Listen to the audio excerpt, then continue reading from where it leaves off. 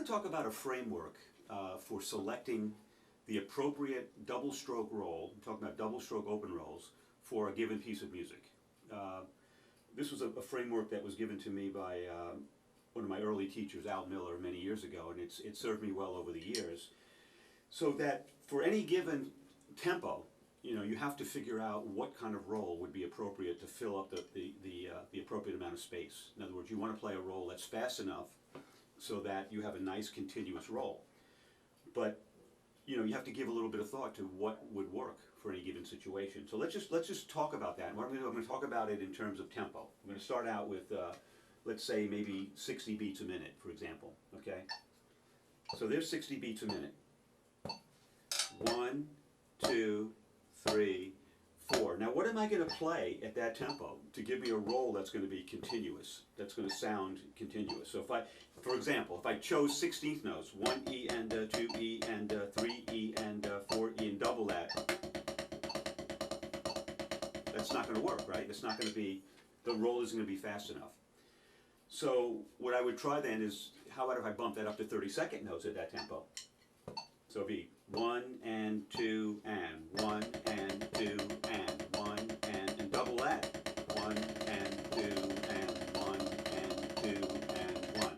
Now that's going to be closer to fitting that tempo, right? So what I'm doing is I'm playing 32nd notes, 1 and 2 and 3 and I'm doubling each one of those subdivisions.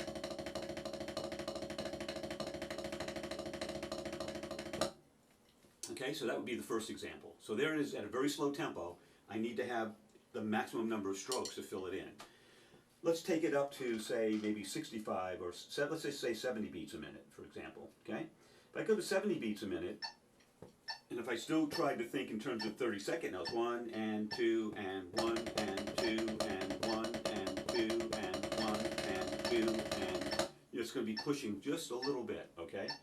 So rather than go that route, what if I think in terms of 16th note triplets? So 16th note triplets at 70 beats a minute would be 1 and 1 and 2 and 3 and double that. 1 and 2 and 3 and 4 and 1 and 2 and 3 and 4 and 1. Okay, so you can start to see, I can start to have some choices. I can make some choices that will serve me well to give me the most continuous roll for the least amount of effort. So I can probably take that up to, that's 75, that's, let's say 80, 90 beats a minute. So here's 85 beats a minute with the same idea. So the triplet,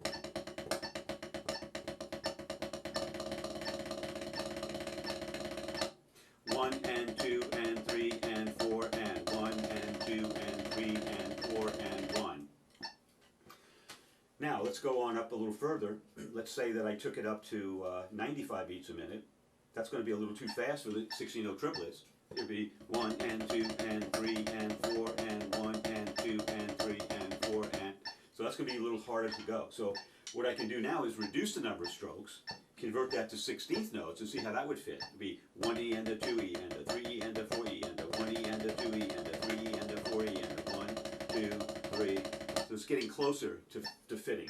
It's still a little bit slow, but it's better than trying to rush the 16th notes into that. So let's try it at 100 beats a minute. Here's 16ths.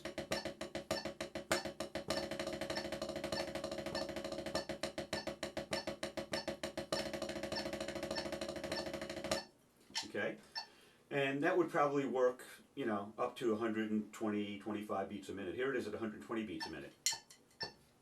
1, 2, 3, 4, 1, 2, 3, 4, 1E and a 2E and a 3E and a 4E and a 1 and 2, 3 and 4, 1E and a 2E and a 3E and a 1 and 2 and 3, 1 and 2 and 3. So you can see that would work pretty well. All right, let's go a little further now. Let's say that we jumped up to 130 beats a minute. The 16th notes are going to be pushing it. 1E and a 2E and a 3E and a 4E and a 1E and a 2E and a 3E and a 4E and a 1E and a 2E and a 3E and a 4E and a 1E and a 2E and a 3E and a 4E and a 1. It's getting close. But if I jump that to maybe 135, 1E and a 2E and a 3E and a 4E and a 1E and a 2E and a 3E, that doesn't feel as comfortable to me. So I have to consider what would work there. So let's try a 16th note triplet 1, so it'd be 1 and 2 and 3 and 4 and 1. So in other words, what I'm doing now, 1 and 2 and 3 and 4 and triplet, triplet, triplet, triplet, triplet, triplet, triplet, triplet, 1. 1 and 2 and 3 and 4 and 1. What I would do though, I wouldn't double each stroke. I would just go from singles to doubles. So instead of going 1, 2, 3, 4, 5, 6, 1, 2, 3, 4, 5, 6, it'll be 1, 1, 2, 3, 4, 5, 6, 1, 2, 3, 4, 5, 6, 1, 2, 3, 4, 5, 6, 1, 2, 3, 4, 5, 6, 1. At this tempo,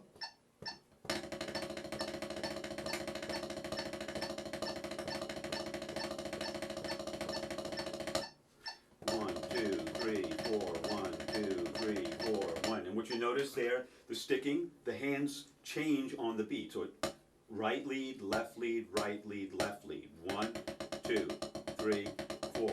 1, 2, 3, 4. 1, 2, 3, 4. 1, 2, 3, 4.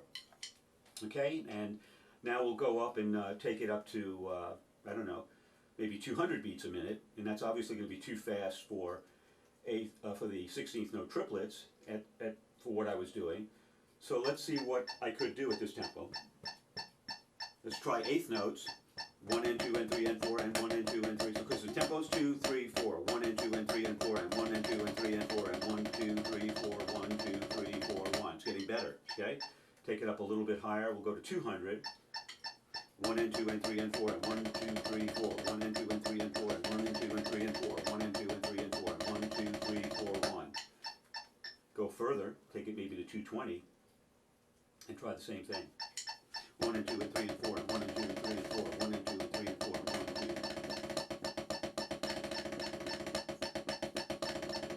2. 1, 2, 3, 4, 1, 2, 3, 4, 1. Okay, so you see how that works. So basically what I did, I went from 50 beats a minute to, 220. I could go probably take that. Let's talk about cut time. The same principle can apply here. We have the same issue. Now we're dealing with 2 beats per minute. So let's say that we're at the very low end of the scale. We're down, 50, 55 beats a minute, somewhere in that neighborhood. I'll just pick 55, right? So there it is. 1 and 2 and 1 and 2 and. So what am I going to do to fill up that space? Well, let's try 16th notes. It'll be 1 and 2 and 1 and 2 and double that. 1 and 2 and 1 and 2 and.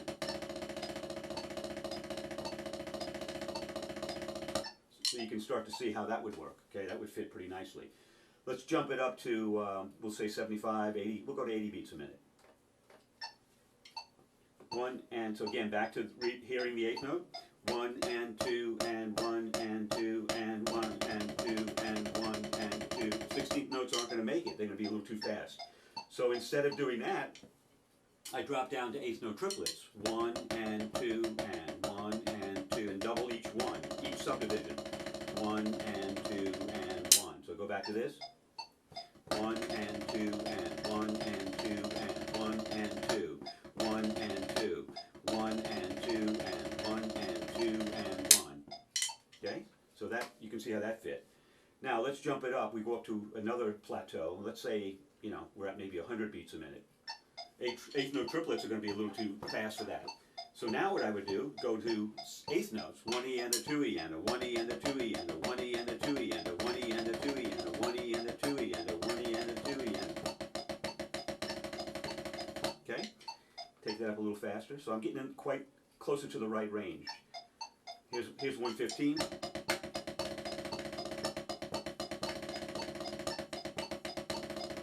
One E and a 2E and a 1E and a 2E and a.